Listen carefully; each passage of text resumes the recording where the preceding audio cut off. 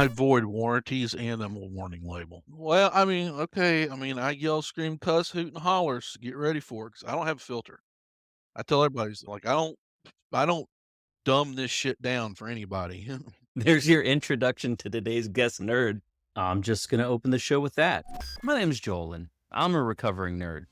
I spent the last 25 years bouncing between creative jobs and technical teams.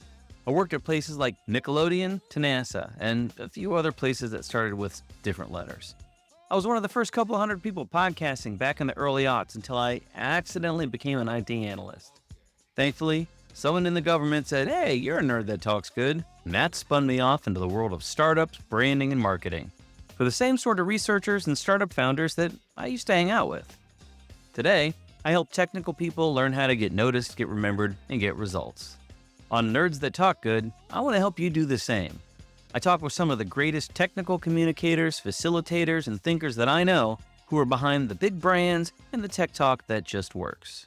As Chip opened us up with, this is an explicit show. We are going to be talking about some pretty hard subjects. Chip has a history as a military contractor and currently works in the operational technology space. That can include power, water, defense. So whenever anything bad happens in those areas, Chip is behind it. That's not what I mean. Chip is there to save the day. Unfortunately, when something bad happens, it can be pretty bad. The subject matters are going to involve terrorism, drugs, injuries, and that type of stuff. So if you're cool with that, stick with us. If not, I'll see you on the next one. Very excited to have Chip Harris joining today. Chip's a senior cybersecurity administrator, ethical hacker, pen tester, investigator, nerd, teacher, public speaker, cybersecurity content creator, and evangelist for cybersecurity and strategy. All of that, and ain't nobody ever seen this man's face. Because of his past career, the critical industries he helps protect, and the bad guys he exposes, Chip practices an extreme amount of OPSEC or operational security to protect his identity, and he is truly operating from stealth. That hasn't stopped him from being interviewed on camera, on several podcasts, being prolific on social media, and even acting as a spokes hacker for some pretty cool community stuff that's going on in the cyber community. I thought it would be really cool to have Chip on to talk about operating from stealth, how to be selective in what you share with the public, but also just how to make an impact with the information that you do share. Chip, buddy, this is awesome. Finally to get down and sit and talk with you. We've been going back and forth on LinkedIn quite a bit, but thanks for joining. No problem, sir. And with that intro, I'm guilty hell of all of it. I mean, every bit. I ain't can't deny, lie, or deny any of that. And that's an abbreviated background for you, man. I'd love for you to just start us off. Give us the nerd origin story, little baby Chip. What got you into tech in the first place, and then where you got to today. Everybody's got an origin story, right? Somebody had to get you into this field, right? As I tell, I've told this to students. I've told this on podcasts before and everything. I grew up dirt poor. I mean, just straight up po. Hell, we couldn't afford the R. I mean, we were just po. And I grew up in the deep South, and I'm still in the deep South. Probably because people make fun of my accent all the time, but I don't give a shit. But yeah, as I tell people, growing up in poverty, you look for a way out of poverty, and yeah, it was a hard road for me. But about 7th, 8th grade, I got to see an Apple II in my first computer class, and I was Wow. like, "This screen, this green text, this is my out. I don't know what this thing is, but it's new and it's exciting, and I wanna get into this." And my parents actually scraped up enough money to get a Gateway 2000 from fucking Walmart. And since I lived in a rural area, I didn't have a neighborhood. My nearest neighbor was a mile and a half away. I had the old dial-up US robotics modem and the internet. And it was very new because I mean, BBS's Usenet. yep, with BBSs and AOL and message boards, and as I tell us, like, you kids today are so motherfucking spoiled. "Oh, it takes too long to load up, dad," or "It takes too load." I mean, like, do you know what we had to go through to get stuff to work? We had to break it, fix it, and figure it out. There was no like, the closest thing that we had in my town was a Radio Shack. There was no computer repair stores, and it was you had to get your hands in it. You had to learn what this stuff is. And that's how I got started, and I went through my high school years, graduated with honors, got a scholarship, and went to college on scholarship because I busted my ass because I was, like, going, "Either I'm gonna be really, really smart or I'm gonna be really, really poor," because the place that I lived in was cursed with high poverty, very rampant drug use, and it was one of those things that was happening in the South in the earlys in the '90s with the opioid boom that was actually happening, and the cases of heroin were going through the roof as well. And my dad worked very closely with law enforcement. My dad was a former spook. He worked for the CIA, NSA, NTSB, and then he ended up working for the ATF for about 4 years, and then retired out as a postmaster general for the state that I live in now. And his job was chasing drugs through the mail.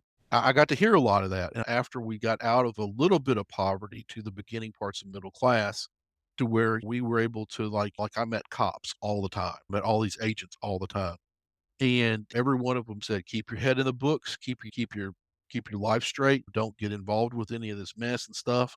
And I had a very small peer group through high school that got me into college, and when I got to college, I was like going, "Alright, this is the time to shine." And while my friends were going out and partying and everything, I was in a data center when they had the big IBMs, the big blues, and Yeah. back in those days, you were the blue or red. So to give you a timeline, kiddos, this is in the early '90s when this was actually happening, and we started seeing for the first time, like, Roadrunner, which was Comcast, getting DSL lines.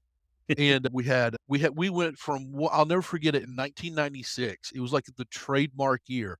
We went from 5 1/4 inch floppies to 3 1/4 inch floppies to zip disk to jazz drives, and then for the first portable, I mean, the size of a lunchbox, 20 gig hard drives in 1 year with Toast, which most people don't even remember that Oh program. my gosh. So it was like, and we were burning the first 2 and 4 CD-ROMs, and it was a very interesting time to break into that industry because I worked at a computer store that was a big box retailer called CompUSA, which most people don't even know what CompUSA even is now, that went away. The CompUSA near me that I shopped at in college is now a Big Lots. Yeah, yeah. Yeah. But I still remember walking in and seeing all those computers in the glass case up front. Yeah. Oh, man, you're making me nostalgic. Yeah, and it's kind of a little bit of nostalgia now because I mean, I started off as a bench tech making $12 an hour. I was like the highest paid bench tech that they had in there, and that's how I started getting, like, my first certifications, and I got my like I said, "Okay, you have to have your A plus within 6 months," and I was going, "What the hell is an A plus?" I didn't know what the fuck an A plus was. I was like, "In college?" They're like, "No, no, no, no, no. This certification that you gotta get from CompTIA, that's gonna teach you what the insides and the guts of a computer are." I'm like, well, hell, I already know that. And then Yeah. when I went to this, they called them Prometric testing centers. I don't even know if they're still around. But like I went in there and they take all the stuff out of your pockets. We didn't have cell phones. So it was like just walk in there, give them your keys, sit down, and then take this test. And it's like I blew through it in like 20 minutes. And they're like, okay, you passed. Would you like to take the next one? I'm like, well, what's the next one? And they're like, "Well, this is like your Linux Plus, your Network Plus." So I'm like, that's how I started out. Cause like I didn't know anything about certifications. I thought it's like I'm going to school for a computer science degree to get my bachelor's, and then I'll be able to get a job after that. No, no, no, no, no, no. I found out Mhm. very quickly that certifications build into the knowledge base of what it is that you have.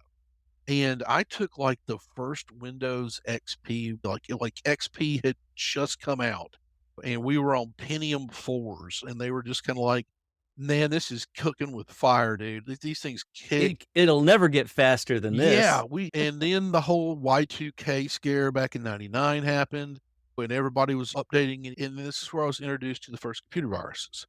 And I had bumped into a friend, he's like, "Yeah, we're going to this swap meet." And I'm like, "What's a swap meet?" He's like, "We swap computer parts." And I'm like, "Fuck yeah, I'm going, bro. Let's figure all this out." And that's when I was introduced to the hacker community. And that's where I learned the roots. Because I mean, coming from a rural agrarian state into a bigger city, like, I didn't know any of this stuff existed. It was how I was introduced to the hacker community and how I was introduced to the Linux community and what I call the dirty old wizards of the industry. Like, the guys that were there when COBOL was still around and punch cards. So it was very nostalgic and interesting to learn these things and learn how these systems work and like how we got to the internet, like how we got from ARPANET and this was stuff they were not teaching me at school. This was like all hands-on stuff. So it kind of blew me away, and I was kind of like, "Well, man, this is awesome." So I graduated summa cum laude and was still working at CompUSA after, and then Y2K happened. And then the internet, most people don't remember this. The internet recession happened. The Y2K bubble blew, and so did the dot-com fallout, blew up. Oh, yeah.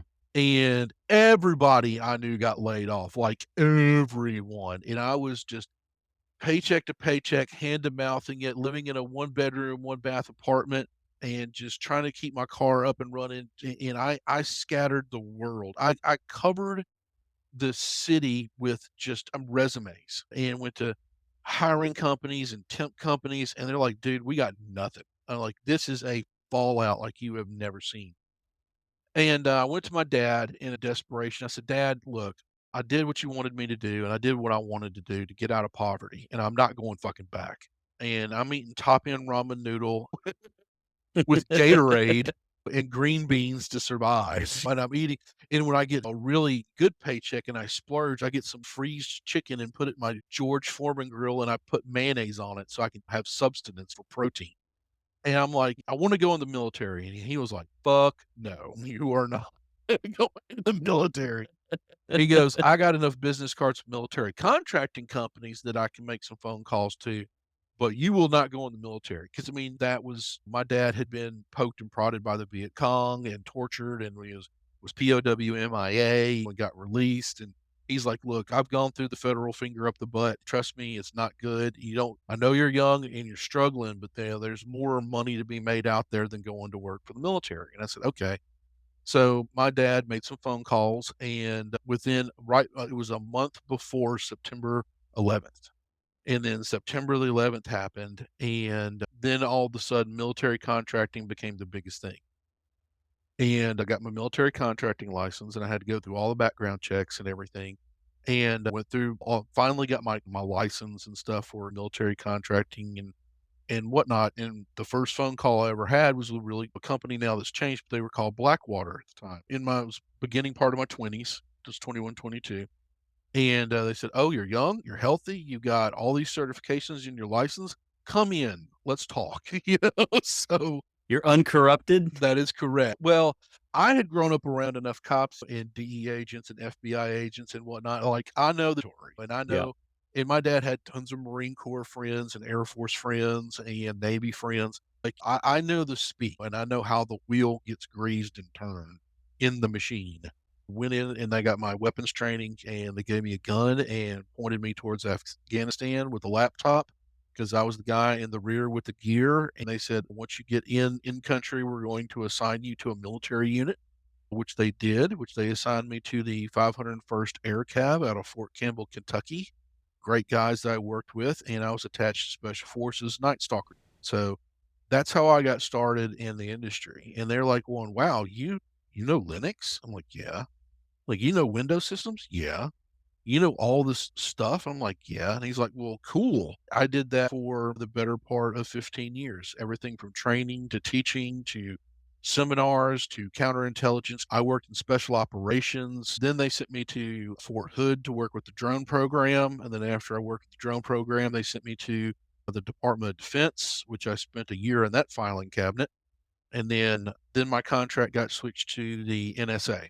The contracting company I was working with was getting some heat and some shit, so they sold my contract to Dell, and I was stationed at the, National Security Agency with Joint Cyber Command, as well as Satellite SATCOM Intelligence, which I worked on and created a counter surveillance, counterintelligence program from scratch that started off as a sheet of paper with some crayon markings at Olive Garden, which turned into a ship-to-shore satellite relay system and counter surveillance, counterintelligence drone software. And I got the patent for that, which was pretty cool, which I'd never had to go through that process, which Dell was backer for that. Worked in the DevOps, and I worked down in the rock, which is the lower bowels of the basement of the NSA. Then they sent me back to Afghanistan, and then I was shot twice, stabbed 3 times, and hit with an IED. And I was like, "What? It's time to get back to the United States." So I came back on the end part of that contract to deal with narco terrorism. I was like going, "What?" They're like, "Yeah, well, they need counterintelligence and counter surveillance for narco terrorism, but it's in the States." And I was like looking down and I had my liver sticking out. I was like, "Nurse, can we tuck that back in? Because I'd like to get sewed up and get these bullets out of me." I'm getting a little, 'cause I was in my late part of my 30s, going into my 40s. I was kinda going, like, getting shot at is not on my top 10 list to do anymore. So, I wanna go back to the United States, and they said, "Okay, we got this contract, but you're gonna be investigating the Sinaloa and the Juarez drug cartels for 2 years." And then I said, "I am done." It was 2008. We just had come through the horrible Great Recession that was out of that, and so it was 2009. I said, "What? I can do all this from home." I built my own data center and server room here in my house, which is the top level of my house on the 2nd floor. I took the spare bedroom and hollowed out the closet and put in a rack server and air conditioning and airflow system and bought a ton of laptops and computers with some of the money that I had saved up. I've been working remote since 2015. So I was social distancing before it was a fucking thing. Yeah, and being handicapped, because 'cause I've had 7 major surgeries before and after the accidents that happened to me. Yeah, I still suffer with a lot of neuropathy and physical damage that happened to my body.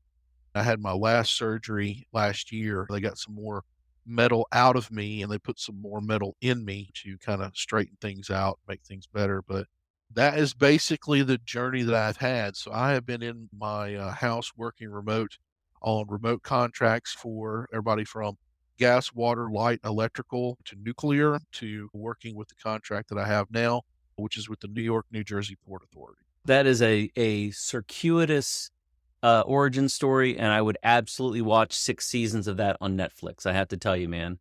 Who would we cast as you? As I tell people, one of my favorite actors, I don't give a fuck what movie he's in. If it's got Nicolas Cage, my ass is there. I'm watching it. He's crazy, but you've gotta be nuts to go through some of this shit and go through some of the stuff that I've had to go through. I mean, it's just been insane. Yeah, I think Nick Cage could absolutely, capture that crazy, and he is at the point of his career right now where he can do whatever, and you have already burst the parental warning that I might have had on this episode. He could do whatever the fuck he wants at this point. He's made his money. I think Denzel Washington for me, and I think that's just my insecurity. But anyway, I would love to dig back into a little bit of that background because eventually, ultimately, what you've worked your way up to is sitting between the technology and the decision makers and the leaders. We chatted about this briefly before we started recording. Is really you've gotten into a position of using your great wealth of experience to tell stories and make recommendations. And I think that is really what's of an interest because given your background, you've got the technical chops Oh, yeah. 100%. I don't think anybody can doubt that. But then it's challenging when you have those technical chops to be able to put it in front of, say, leadership. I try to say it this way, I put it in front of Joe Beer Can. Because when I'm sitting on the stand having to explain to a jury what this pedophile did and how he did it, they don't understand a shit about PSEC. They don't understand network translation. They don't understand backtrack. So I try to, with the C-level people I have come, it doesn't matter who or whom you're talking to, they're what I call a one pager. They read one page with the bullet points. They want to hear the 30 minutes of good and the 10 minutes of bad, and then go on to the next thing. Same thing when I make PowerPoint slides. I don't make more than 10 PowerPoint slides because after that, they start thinking, shit, did I leave the damn my coffee in the microwave this morning? I mean, they start wondering. And it really is turned into psychology. And it's not that I'm a scary person. Yes, I'm a very scary person. My wife will tell you the same thing because my husband is not nice. He is somewhat civil, but he is an asshole, but he's my asshole. So that's my wife would explain it. So it's He is not a tame lion, but he is good. yeah, and truly in life, I have learned, especially when with the business, as I tell you people, especially on my side of the fence, if you just learn to truly just not give a fuck anymore, you are truly free. Because like I go in there and I tell them the truth, and they don't want sometimes they don't want to hear the truth. But if I sugarcoat the truth, it's a lie. And this industry, all of cybersecurity is built on one single thing, and I stress this every time I talk to students and whatnot, is trust. It's like, look, you got to trust me on this because I'm going to tell you how bad is going to be when this goes awry. And I'm going to tell you what a nation state would do to destroy your network and your systems and steal your money. I'm going to tell you, Mr. Banker, how bad it's going to be when they steal your bitcoins or they steal or break into your unregulated monies that's being transferred through wire transfer, white plastic, whatnot. So, I mean, yeah, it's like I can lead you to the door and I'm going to open the door and show the hellscape that is. You're either going to walk through it and fix it, or you're going to close the door and you're going to forget about it and it's going to get 10 times worse. And then my rate's going to go up because they're going to charge you more. So it's like, you pay me now, you pay me later, still gotta fucking pay me. Yeah. Simple as that. And that's how I've approached the rest of my career since I turned 40, because it's like there's life before 40 and then after 40. As I tell people, it's like, so once you go over that hill, I just quit. It's like, look, I mean, I have burned lean tissue in the night trying to bypass an ASA firewall and show them how bad is within their network and their systems. But it's like, is it gonna get fixed? Yes or no? If it goes into a budget, when is that line item gonna get pushed through, and when are they gonna get it looked at? If it's capital project, if it's over $2 million, we're looking at a year for them to be able to get funding to be able to do that, but are they gonna fix it right now? The answer is probably gonna be no, because, a lot of operational technology, first off, is not cheap, and then on top of that, it's 30 years old. And for all listeners that are out there, OT technology stands for operational technology.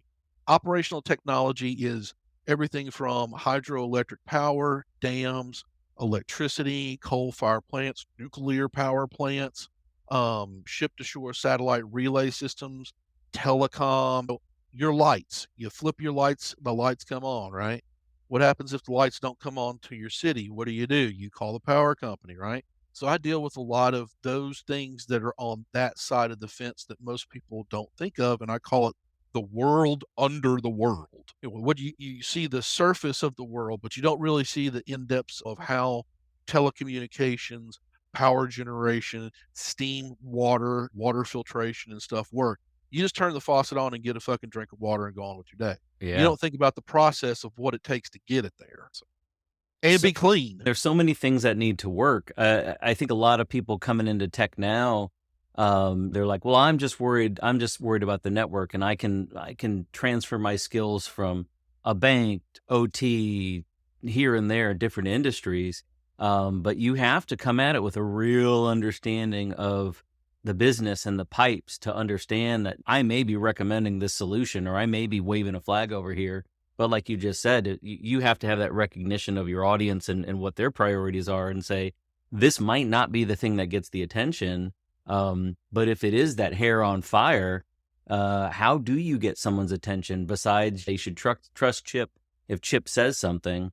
But when you're up against somebody who either isn't hearing just because they don't understand, or you can see that okay, maybe the tech is flying over their head a little bit. What's your approach to crafting that message for that one pager? I love that phrase, by the way. Yeah, I mean, they're looking at bullet points. I mean, it boils down to simplicity, okay? And, one of the things I watch a lot of documentaries, and I watch a lot of the 30 on 30 sports documentaries, like what players have to do to get into that zone, and it's never complicated. We overcomplicate the shit out of this industry. I mean, we really do. I mean, and especially right now in the cyber world, the buzzword of the year is artificial intelligence. Shit, artificial intelligence has been around since the 1950s, 1960s. This is nothing new. Artificial intelligence is not going to change everything and make everything better. It's just a tool. And then before that, it was what? Cloud. And then Hmm. before that, I mean, we hear this in our it's a the IT circular industry and vendor industry and the things that we have to deal with that's coming from us, um, they overcomplicate a lot of this stuff because guess what? IP translation's pretty much been the same forever since it was created. Modbus, same way. It's 1970s technology and it's improved a little bit, but it is what it is. And it's not going to change anything. It's going to stay the same. You might ask them, it's like this, you got to have the cupcake before you put the icing and the sprinkles on it, right? And most of the time, people want the damn sugar on top with the sprinkles, right? They don't give a shit about the cupcake. It could be either vanilla, it could be chocolate, it could be strawberry. Who cares, right? As long as it's there. That's the key thing is you gotta build the core part of that, the approach, and that's what I do. It's not that I dumb it down. I'm not saying these people are stupid. I'm not saying they're uneducated. Hell, make a lot more money than I do. But my job is to come there and want to say, okay, here are the facts. And the simple part of those facts are if this goes off, this happens. If this goes sideways and you don't have a DR plan or you don't have redundancy, this happens. This is what you lose. This is your downtime. And downtime in the industry costs money, not just a little money, a lot of fucking money. And most people don't realize that when an electrical plant that's generating gigawatts for a city and gigawatts for infrastructure. I mean, you're talking $400,000 an hour. That's all. I mean, you're talking $500,000 an hour for a power plant to be offline for an hour. So if it's down for like 4 or 5 hours, I mean, and they've got to prorate their loss, that's a lot of money that you lose. And that's also for operational downtime as well. And that's preventative maintenance, patching stuff, working with the vendor to get something solved. So it's a nightmare. I mean, because you're going to lose some money, and most of these companies don't want to lose money, you know. Yeah. And OT, when I tell students that want to get into this, they want to get into IT, they want to be like a red teamer, they want to be a hacker. I'm going to tell you right here and now, you are looking at a very hard road to plow. I mean, kid, I mean that's how I say it. You're going to be poor for a while. Don't think that you're going to graduate from a college or have a bunch of certifications and think you're going to get a six-figure job. You might, if you're top of your class, become a SOC analyst. It's pretty because you got to pay your dues like everybody else did. And just getting a sheet of paper that says that you know what you're doing doesn't mean that I'm going to unleash you on a keyboard and a mouse to regulate a nuclear power plant. You know what I'm saying? Yeah. So you got to pay your dues behind the keyboard. You have to be able to click something. And I look at students and I said, okay, I'll give you an example here because I normally have somebody that's pretty cocky and they raise their hand. I'm like, why are you getting into cybersecurity? Oh, I'm getting in for the money. I'm like, what? There are a lot of other ways of making money than getting into cybersecurity. Not saying that we don't need you. But I'll give you an example. And that cocky student normally says, okay, well, give me an example. And I said, okay, here we go. You walk into work after you've parked your car, you get on the elevator, you've badged through and everything, you sit down at your desk and everything. The CIO and the CTO show up at your little cubicle and they say, hey, we've had a security breach. Within the next 30 minutes, I need you on the phone with all the different teams. I need you to start pulling packet information and finding out what happened. What do you do? And I said, like, okay, where do you go? What tools are you using? How are you going to be able to do this? And I asked the student that, and then I mean, then they start crumbling, and I start seeing them list, and I'm like, okay, what's going to happen is within 30 minutes, you're going to have no information and data based on what you've just told me on how you're going to be able to handle this situation. You're doing better basically to shit your pants, suck your thumb under your desk in the fetal position, and hope and pray they don't come and fire you the day of. I guess it's very much like the military. Once you have busted that student down, what are some of the techniques and things that you use to stories that you tell them to bring them back up or to give them the reality? Because I was that SOC guy. Yeah. I did the 12-hour 8 to 8 shifts in a knock, and it weren't for me. Don't do that anymore. Here's the thing is I've been very blessed on some of the positions I am because like right now I've got my team that's working on an issue and I'm watching the stuff go through teams as we're talking here. And it's just so funny to me. We try to explain to them what they want, even with snapshots and pictures with arrows pointing to it, and they still get confused. It tickles me to death. And after I've torn somebody down and they're doing this, like this is what you're really going to have to look at. Here are the certifications you're going to have to need, and this is what you're going to have to do for the first 5 years. For my team, you must have certain certifications. You must have, I mean, keyboard time, like clicking time, and show progression in what you've learned and what you've done, and then admit what you don't know. Like, I am not a Mm. network engineer, and I am not a developer. I have a developer that's on my team, and he can speak Java and Python way better than I can. I admit I'm a script kiddie. Same thing. I am not a senior level network engineer, CCISP or Cisco or Palo Alto or whatever super genius whiz. I still have to use an IP calculator to figure some of those things out. I can't do that shit in my head. But the guy that works for me and everything that is in a Norwegian black death metal cover band that has long black hair and purple tips and tattoos on his chin and multiple piercings on his face.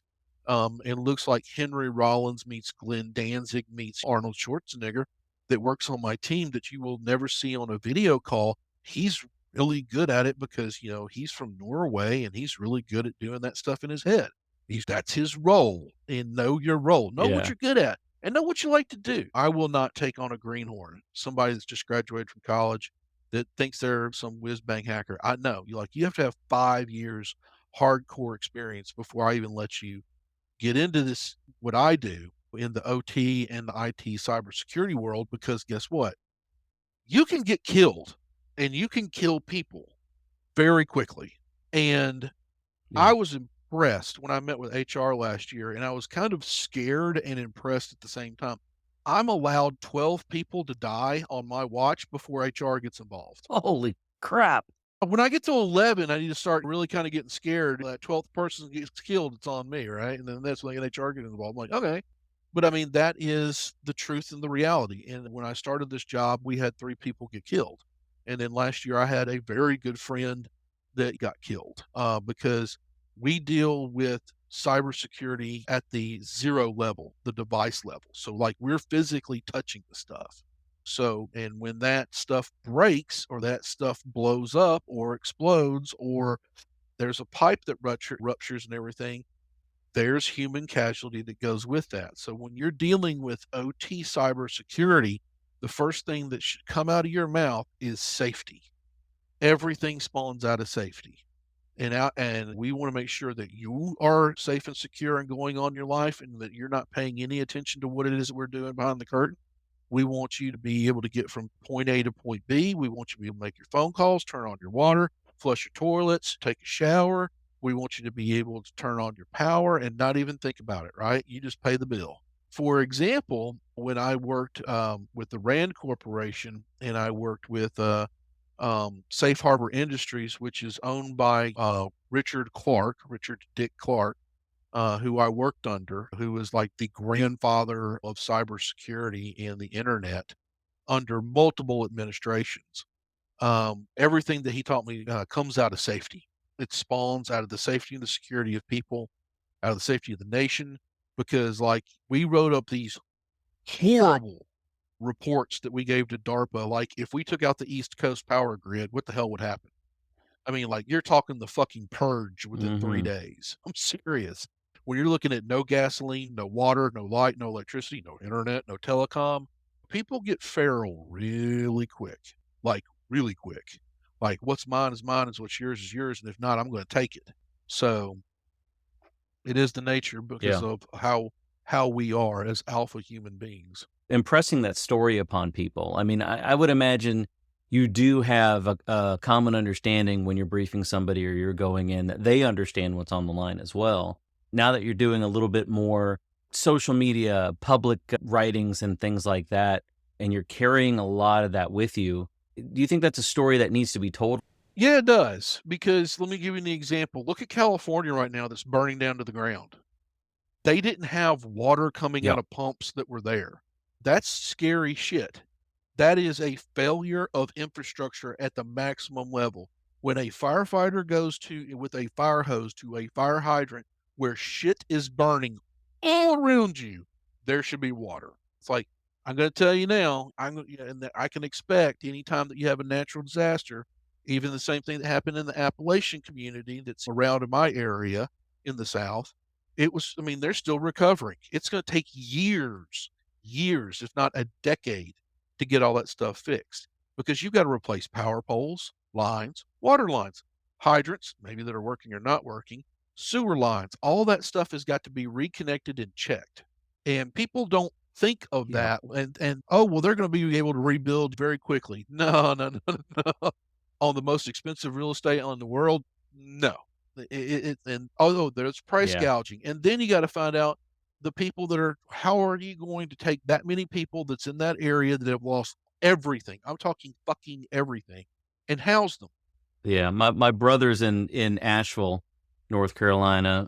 Thankfully, luckily, he had just moved out of an area that got pretty damaged. But yeah, speaking with him, And I think it gets back to the storytelling. It's the narrative. I mean, you have the perspective of what actually is the impact, and a lot of other people try to capture the narrative and point fingers and make things that there aren't in what happened, or cast blame. And it's like we just got to get to brass tacks and get things fixed. Yeah, and that's where government comes into, this is your taxpayer dollars at work. That's what I tell people, right?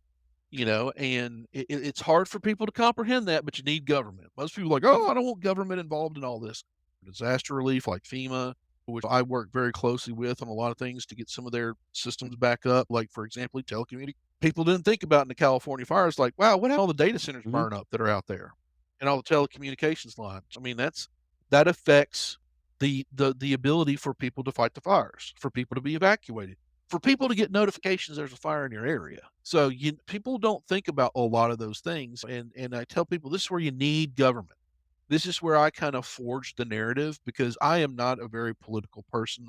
I always say the prior administration and this administration because I'm kind of, pseudo anarchist in a way. On how I look at government. But I am be political. They're like, what do you mean be political? I blame fucking all of them. They've had 30 years to fix this shit, and guess what's happened? Until it blows up and explodes or burns down to the ground and there's death and dismemberment that's involved, people don't pay attention to that until it happens. And that's the problem with a lot of the stuff that we deal with in cybersecurity. Some of the things we deal in healthcare, a lot of the things that we deal with in the bank industry. We're a very knee jerk reaction society in the United States, and we're not very preventative a lot of times when it comes down to major Mhm. infrastructure projects. Because, I mean, first off, it takes time, money, and a lot of people to do it. It does spawn jobs, but how does cybersecurity spawn out of that? Sometimes it does, sometimes it doesn't, depending on what it is. There's not a lot of cybersecurity that's on bridges, but we need bridges, right? But we do need bridges that when they have barges and stuff that goes through there for monitoring systems, camera systems, all that. Those are OT technologies that are added to it, because we don't want those things to fail and we don't want something to happen like where you have a huge, gigantic cargo container slam into a bridge. And now people for the next 5 years have got to drive halfway around the town to get to work. And I was up there when dealing with all that, and people got killed. You had 5 people that were just doing their damn job repairing the bridge, Yeah. dead, dead, straight dead. I mean, I was like, "Holy crap, dude." But, we just got the funding passed, and now we're waiting on Congress to release the funds before they Yeah. build a new bridge. And then they gotta fight about architecture and zone coding and then reconstruction. I mean, the list goes on and on. So, I mean, this takes time, and it takes effort, and it takes energy, and it's not a quick fix, and it's costly. And, time is money. Don't get me wrong, it is. And a lot of people don't want to pay attention to that, but it's true. It's very true. And nobody is doing this for free. I'm not. You're not. And in my world, no one gets into this industry with a little bit of villainy in their past. Yeah. As I tell these stories, I'm like, there's no good guys in these stories, including me. I'm like, I am not the good guy in most of these stories that I tell people, or I tell stakeholders or shareholders, is because a lot of the stuff that I'm telling you, it's, if I'm doing it, it's pretty bad. If it's really bad, if I get successful hits on some of those things. And a lot of companies now, they just want somebody to check the checkbox on the list and say they did it for their annual cybersecurity training or their testing. Those days are long since gone. You know, we can't do that anymore, and we have to get better and improve on our industry. And how we do that is we mix it up. I am all about hiring minorities, women, anybody. It's like if you got a human pulse and you want to get into this industry and you really are dedicated and want to do it, I am your biggest fucking cheerleader. I mean, I manage 5 guys that's on the SOC that's on my side. And I work with high level shareholders in the C level every day. And I'm really good at it because I explain to them in no really terms, this is what you're going to be doing, this is what you're going to be dealing with, here's the hellscape that can happen, and so forth. People say, well, you're a very scary person, Chip. It's just what you know. It's like, no, I'm a very scared person. I reverse that on them because it's like, if I can do it from my house, Imagine what China could do, or the Russians, or the Iranians, or a hacktivist team. I mean, this is we are now or an AI that targets that system. I mean, that's made specifically for hacking, cracking a system, and tearing it down and taking it down. We're dealing with 30-year-old technology. It's not that hard. And a lot of Yeah. it's vendor owned and operated. So if the problems that are with Schneider Electrical or Bosch or any of the other manufacturers that's out there, and their security holes, and you do your research and you find a water treatment facility, yeah, I guarantee you can probably get in there if you put the time and effort and the team on it, the right team, the people that are looking for problems in the exploit of the code, the people that are looking for the wireless network, people who are looking for tethered devices in the system, or like some places down in Florida, they've got TeamViewer open to the world to where you can just, oh, that's fine. I can just remote on in. So it's very scary, and I can scare people with some of the stuff that I do, and they get very defensive. But I tell them like, if we do fix this, here's the fun part that happens. It's the moment. Yeah. Yeah, it's very important to put certain people, especially when you're I don't wanna talk about, like, high pressure sales, but when you wanna put someone in a position to pay attention to what you're saying, to give them a sense of pressure and then release that pressure. Um, I mean, I'll tell you, man, it sure sounds to me like you are still in the thick of it. I'm curious about what you personally do to decompress or to step away from some of this stuff. I work with a lot of founders. I work with a lot of devs who are like, technology is my life, and I'm like, that's cool, but you're not a machine.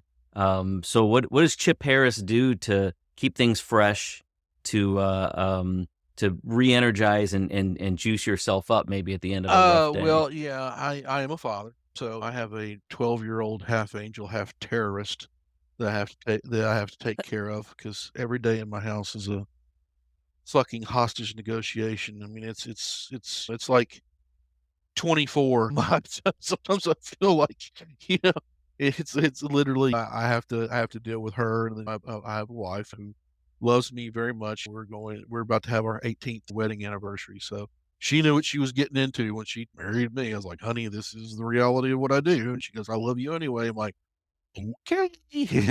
So yeah, I'm Famous like, last "Alright, words. alright." This is I mean, I'm on call 24 hours a day, 7 days a week, and I'm not gonna be able to go to sometimes some of the events that happen in my life. I mean, it happens. I mean, it happens.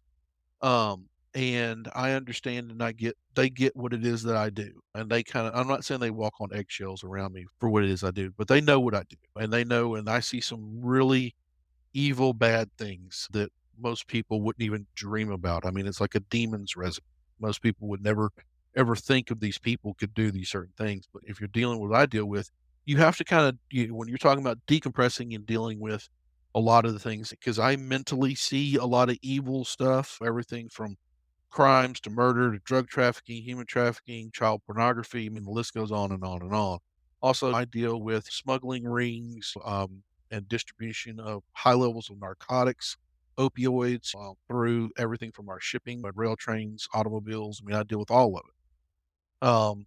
So what I do to decompress is I play Warhammer 40K. I'm a huge, gigantic tabletop gamer. I've been playing Warhammer 40K since 1994. I love tabletop miniature battle games. I've been doing that to and because I like the hobby aspect of it, because I like to paint and airbrush, and I've done airbrushing on Harleys ever since I was a kid, since I ever picked up an art or airbrush, and I've done West Coast fine lining on stuff, back on vehicles, helmets, cars, fenders, you name it. And I really enjoyed the hobby aspect from what I learned doing from static models. Because I mean, it's like you could always back in the day go back to Walmart and buy like a Sherman tank, and I loved gluing them together and painting them and putting them on my shelf and everything. And that just and then when I got into tabletop miniature battle games, I was like, oh, cool! I get to paint up the toys that I put on the shelf. Now I get to play with them. So I mean, Yeah. and it's fun. So Henry Cavill and I are rolling dice because he's a big 40K nerd. So and, he's got the 40K universe that's coming to Amazon, just like the Lord of the Rings stuff, so I'm looking forward to that. And I played in tournaments. I played on the tournament circuit for a while because as I tell people, at the end of the day, 4 o'clock, when it comes the end of the day, it's my time, my time. So I stop. I mean, I try to stop mentally and I try to stop physically, only unless there's something major going on, and stop and say, okay, now it's time to go. Now it's time to go be dad. Some dad time because my kid is the coolest fucking toy on the planet. I fucking love hanging out with my daughter. She's great. She's awesome. I brag on her all the time. I like seeing and hanging out with my wife, and we're doing home improvements to the house. So I got that to do. But if my phone rings, that switch, it happens just like that. Now I have to stop what I'm doing and go upstairs and figure out what the problem is. When I travel, I have to take my work laptop with me, and I've got 2 phones. I've got a regular phone and a burner phone. So it's like, it's kind of like a double life in a way, but when I explain that, it's like, "Look, I get paid for 40 hours, and then but sometimes I work 90. Sometimes I work 180 hours in a week." And they're like going, "How the hell can you do that?" It's like, "Because I've been doing it for over forever." I mean, I've been doing it since 1994. But now that I'm getting older, now I have a team of people that can help me do that. So instead of being this thinking that you're this one man army hacker that's going to go out there and do all this whiz bang cool stuff, no, you're going to be part of a team, and you need to know what your role is in that team. And I hate using this business speak like, what's your swim lane? I hate that crap, but it's like you've got to find out what your specialty is and what you're really good at and what you like to do in this industry and hone in on that and don't stop. I mean, and the money will come. As I tell people, don't be greedy. I deal with greed all the time. People try to steal stuff, and greed will get you in the end. But it's a progression of steps Yep. that you're going to have to take through your career to get to the point that I What's some of your favorite personal projects that you've worked on? am. One of the first things I did was with Idaho National Labs. It's been declassified. I worked on Project Aurora. Oh my god. And, so we took a diesel electric engine and they unleashed us on it to see if we could blow it up. And we used pneumatic pressure to blow up a diesel electric engine. And a diesel electric engine is what you see in a train. So imagine a choo-choo train that you see on the train tracks, take the engine out of it and hook it onto the internet. And yours truly and about 6 others, we blew that motherfucker straight up to prove the point. It's like, look, some of this stuff doesn't need to be on the internet, period. And all we did was turn it from off to on, off, on, off, on. That's all we did. And there's videos, I mean, you can go to YouTube and look at the experiment. And it took us and a diesel electric engine. It's not like you could go to the hardware store and order one of those because the lead time is about 6 to 8 months for the parts and the engine. So imagine all of those that are hooked into a hydroelectric dam, which most of them are plugged into, that you shut down the water supply for a given area during the summer. So that's kind of like the hellscape, and that's watered down. I mean, that's really watered down conversation that I have because people are like, "Can you do that?" I'm like, "Yeah, it's relatively easy if you know how the SCADA systems work and how the vendors work, and you know their vulnerabilities, and just fucking go for it." I was actually working at Constellation Energy in Baltimore when y'all did that, and boy, I'll tell you, the guys in our SOC were puckering when that news Oh dropped. yeah, oh yeah. I mean, and it was a cool project because first off, they came to us, we didn't come to them, you know, and they were scared, like going, "Okay, how bad can bad be?" And we're like, "Dude, we can unleash pure nightmare fuel if you want." And they were like, "Yeah, let's do that. Let's just do it like a black hat, do it like a nation state, and let's just see how far you get, you know." And they put their software on there and their air quote, I use air quotes when I say this, cybersecurity resilience program on it. And then they put it on the open internet. They just gave us the IP. And after that, it was let's start using our evil tools, most of them that are open sourced, and our knowledge between 6 people. And it took us about 30, 35 minutes and we were in. And it's like on, off, off, on, and then boom, it's gone. And if you're an OT like I am, like this shit could kill someone. I mean, this could be really bad. And that's what sticks with me because this is what say on the ending of how bad can be. Um, one of my best friends, this was last year, because I'm allowed 11 people to die under my watch. It's kind of weird. saying that, but one of my best friends worked with him for years. He was down in a building that was, they had done some change outs of the steam boiler, and they were working on some PLCs that were on the steam and trying to get the calibrations right because the device was saying one thing, but guess what? The steam that comes into the building and the pressure was saying another. And he plugged into the PLC. He plugged in his laptop, got into terminal, which I hope you kids know what command line is out there, or PowerShell, and used Telnet. Know what that is, kids? That comes out of your laptop with a Cat5 cable into the machine, and got into the GUI and everything, and saw that the pressure was going up way too high, and it was actually being misread, and he pulled it down. And when he pulled it down, it pushed it back up and caused pneumatic pressure and caused the pipe to burst. And this is a 4.5-inch steam pipe. And if you've ever seen a hot dog that has been burned on the charcoal grill a little too long, that's what happened to him because he was in a closed room Yeah. and he boiled to death. Now, that is not good. There's good and not good in my world, and that is not good. And when you have someone that gets killed on your watch, it sits with you. It sat with me for, a while, and I was like going, "Man, Steve was a really good friend of mine, and I knew his wife, I know his kids. I've known him, you know, years from hacker conventions and stuff that we had done in the OT world and stuff we had done in the oil industry on oil rigs and everything, and he was a very safety conscious person, but that was something that was, due to the manufacturer, you know, and it was their settings that were wrong, and they had to take the blame for it. They had to pay for ADD, it was accidental death and dismemberment, but I would much rather have him around than the money. You know what I'm saying? I'd much rather have my friend Yeah. that has been a friend of mine for years and years and years. I know he would love to be with his wife and everything than them getting a certain amount of money every single month because, her dad boiled like a hot dog for 10 minutes in a room that he couldn't get out. That's agony, that's pain, that's death and Yeah. dismemberment, and just knowing that that sits on the backside of, "Hey, this possibly could hurt and kill people," that really changes people when they really look at OT systems, because when I tell that story, it's like, that's the truth of what you're dealing with in my world, and it's like, "If you really wanna do this, trust me, we need you. We need 250,000 people in OT right now, 250,000.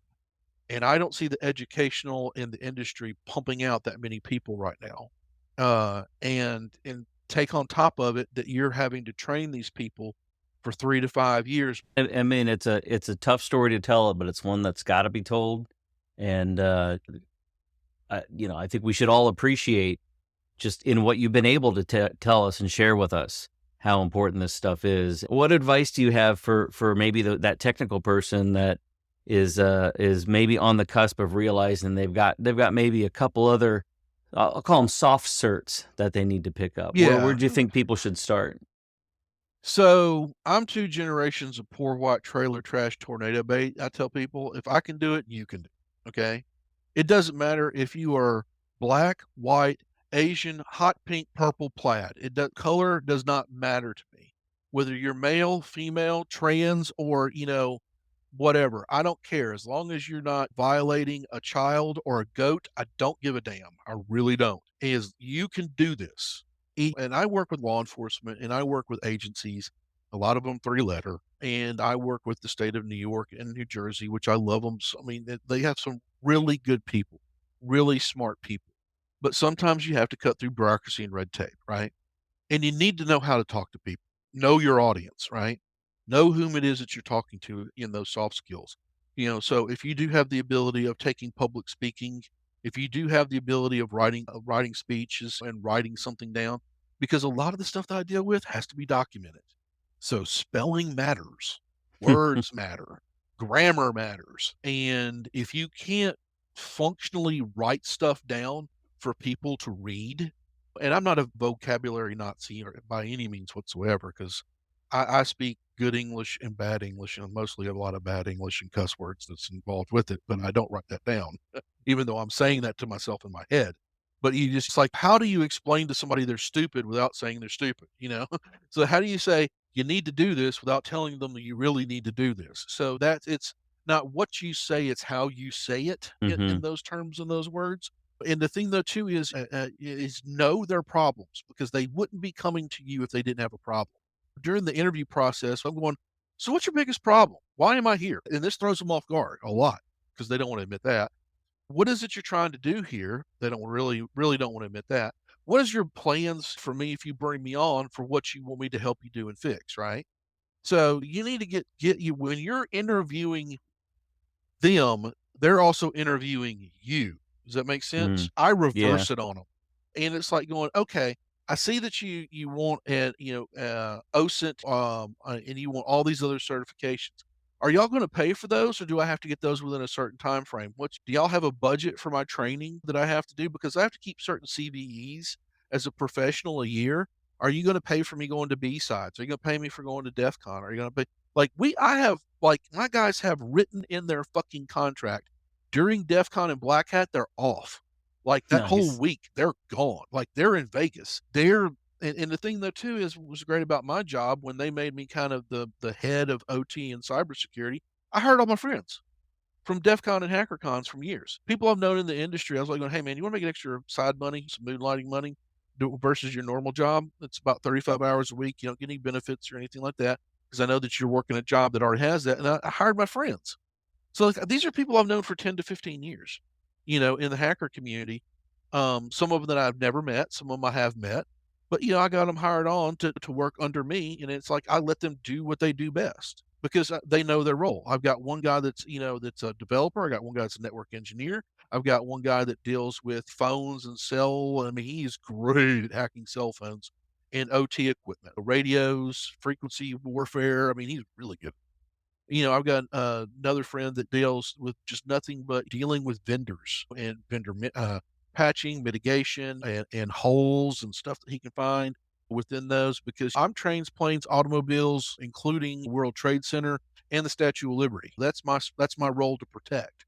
And my last guy, who's in Rockland, New York, he is great. That motherfucker has a 99.999% social engineering score. He can get in, Whew. he can con his way into anything. I mean, he is that good. And he deals with a lot of my counterintelligence and counter surveillance warfare. And I'm the kind of de facto leader that leads these guys into a campaign. And it's not that we're doing red teaming because we do have a red team. I'm not in charge of that red team. But do we use red teaming, blue teaming, and purple teaming skills for everything that we do? Yeah, because we are not stuck in one, thing because we deal with all of it, not just some of it, all of it from different parts of the business. And that's including networking, that's including documentation, that's including meeting with legal, that's including meeting with law enforcement. I mean, we deal with a lot of different shareholders and stakeholders in my team. So you've got to be able to communicate, you got to be able to talk, you got to be able to document the process. You've got to be able to do PowerPoints. So those are some of the soft skills that I tell people because I get paid a lot of times to go to these meetings and listen and I pick it apart. I'm really good at figuring out what it is that they're saying. What they're showing me is not what they're wanting to do. We need all the stuff. We need all the software and vendors. I'm like, no, you don't. You just need one thing. You need one or two things, and it's simple, it's easy, it's affordable, and then guess what? Most of it's already within the network or within the system anyway. And we've already got the approved vendors and whatnot. You're basically picking up while you're sitting on the toilet a copy of Redmond and reading this and thinking, oh my God, Jesus Christ, we need to have all this stuff because the invaders are attacking us and the meteor's about to hit and we're about to become extinct and we're not being progressive in the environment. No, you're just getting scared to death because that's kind of what we do. We either focus or fold. And I try to keep them from folding. I'm like, you need to focus on this part of the business, what you're trying to do, what you're trying to say is this, but the real meaning behind it is this as well. They get confused because we're we have in this industry, I call it the glittery kitty syndrome. Okay. And the glittery kitty syndrome is this. They are hyper focused on trying to get this one thing done, and then they see the glittery kitty over when they take their blinders off for the day and like, ooh, look at that glittery thing over there that I want to be brought into my environment. And they don't think about that, like what's the implications to networking? What's the implications to OT or IT? If I take this glittery new whiz bang sugar on top kind of thing and put it in my environment, am I opening it up to more attack? You know, am I making the attack surface bigger than what it should be? Right. And we're now Yeah. seeing this a lot when we were, talking about artificial intelligence when I started this conversation, because a lot of the stuff that I talk about is about AI and what AI can and can't do. So as a student, you need to know how that works, right? Because that is going to be a technology. It ain't going away. That fucking bullet train has left the station, and we're all on the ride. IT and OT, everybody. Guess what? We didn't want this, but we got it because vendors Yeah. shoved it up the ass of a lot of companies. So we're dealing with AI now at a level that we didn't really think about 10 years ago. You know what I'm saying? It's changed dramatically. Even 5 years ago. As I tell people, if you don't know what Moore's law is, that's right out the window. I mean, Oh it's yeah. gone. Absolutely. When I saw the NVIDIA conference when it was streaming and they showed a $3,000 machine that's coming out that's a Blackwell processor that's basically AI in a box, I was like, "I fucking want it." I don't know what it is, but I just want it. For some reason, I'm compelled to spend $3,000 for that. I was like, "I want that box that's got the most high-rated processor on the planet with a terabyte of memory I could dump into it with a built-in AI engine." I don't know what I would do with it, but I just want it. Like that. Once it exists, then you've got to get Right. your hands on it because other people are going to Yeah, have do their you think hands the on it. evildoers are not gonna buy the shit as well? I mean, come on. I mean, think about it, yeah. So, yeah, as I tell that, and that's part of the thing is that's part of my job is to do the evil stuff, but then I have to go, "Okay, what do I do to prevent the evil stuff as well?" What are the good practices? What are the OSHA? What are the laws that are affiliated with this? The 852, the 853 series. We use the bow tie model, for everything, that we do. So it's like you need to know what that is, and then you need to know budgetary concerns, like how much is this shit gonna cost, and then so yeah, it's like yeah, you really got to know and have those lines of communication, as I tell people, and extend those olive branches into other parts of the business so that you know what's going on. Because if you don't, you're going to get left behind. And I'm not saying you're being nosy or anything like that. It's like everything that I do daily runs on information and the truistic form of information and data that I get.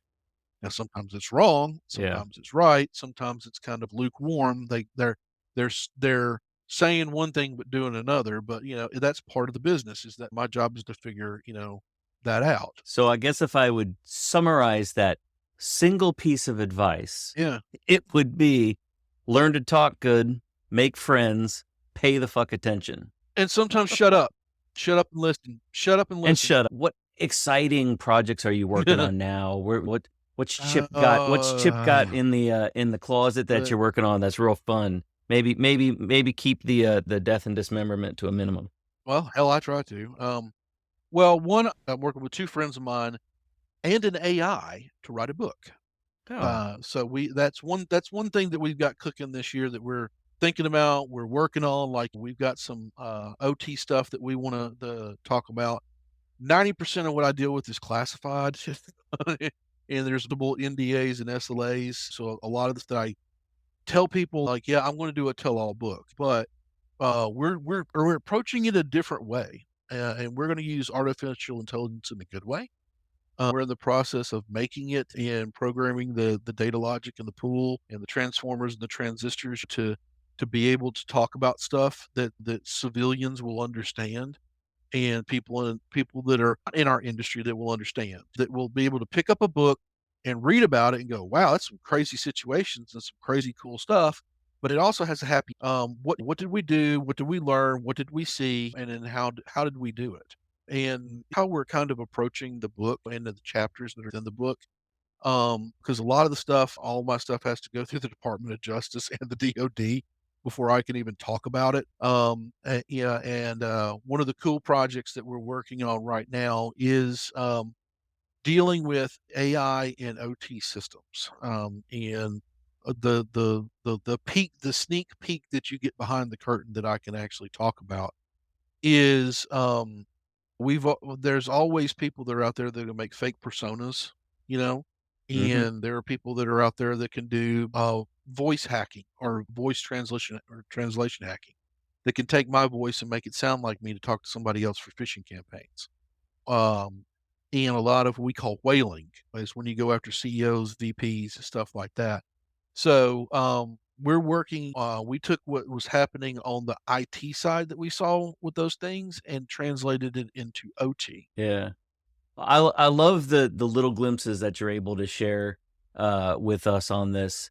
Where can people follow you, get engaged? I mean, obviously you keep a pretty tight OPSEC, but I know you're on LinkedIn. I can put that Yeah, link in the sure. show notes. But if people want to keep an eye on you and the projects and stuff that's happening, where Well, can they that's the find fun you? part. I can only post on the because of the situation I've been in the past, and for your audience to know, I've been hunted by the Chinese and the Russians. They put a red notice, an Interpol red notice on me to try to have me deported at one time. They've doxed me twice. I've had to move twice because they were afraid of well, uh, something physically happening to me, and when I got doxxed by the Chinese, I mean, they really went deep. I mean, they stuck that knife in and turned it really hard. They went after my mom, my dad, my wife, my kid, me, my aunt, my uncle. They went after everything they possibly could to dox me. They swatted me even twice. And it came straight from China because I tracked the IP back to Kuala Lumpur, right to the what we call the Great Firewall of China, and I was like, "Yep, PLO did that, the People's Liberation Army. That's who swatted us and who did this and whatnot." And I showed that to the government. They're like, "Okay, pick a place to move because we're moving you in Yeah. 3 days." I mean, like literally, I had to pick up my entire livelihood and move within 3 days.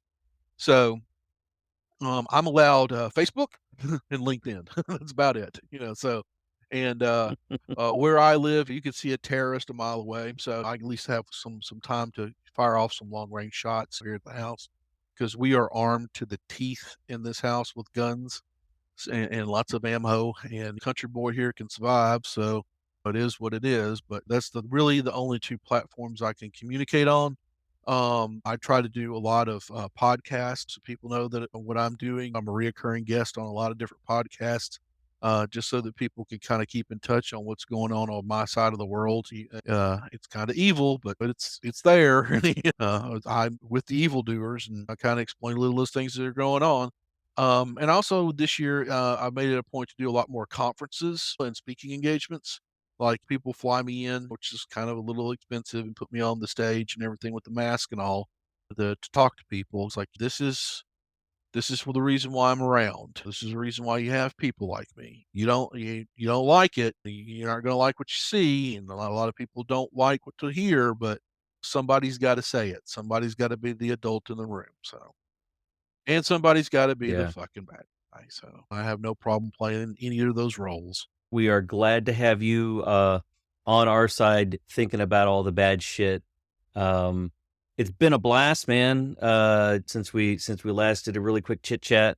Um, I wish you the best of luck, and I think everybody can benefit from hearing from the trenches about what it really is to do this shit, but then what it is to have to talk about it because it needs to be talked about. It does, and that's why I have people like you, people I've contacted, in the industry, people that have followed me on LinkedIn, and they've been in my network, and, it's scary stuff, it's not for the faint of heart, but if and anybody in your audience that's listening to me, trust me, it can be done, you can make a great career out of this, you really can.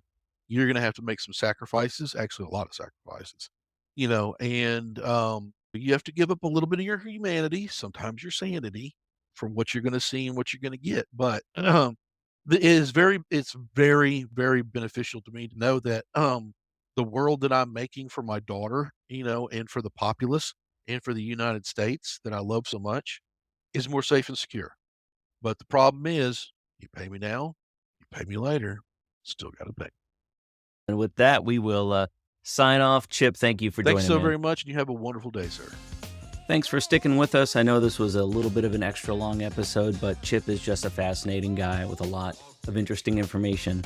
I just wanted to say thank you to everybody who's listening. This is episode 10, and as of episode 9, we passed 1,700 listens, so I know y'all are out there. You could do me a favor and jump into my socials or drop me a message at joel@messagespecs.com. I'd love to know what you think, and if you have any great ideas for guests, topics, please let me know. I want to make this useful to you. Have a great week. If you want links to the resources mentioned on the show, head on over to the episode page. And for information on booking a message therapy workshop, getting your hands on the message deck, to check out my upcoming book, or just buy me a coffee, go to nerdthattalksgood.com/podcast. Remember, you don't have to speak well, you only got to learn how to talk good.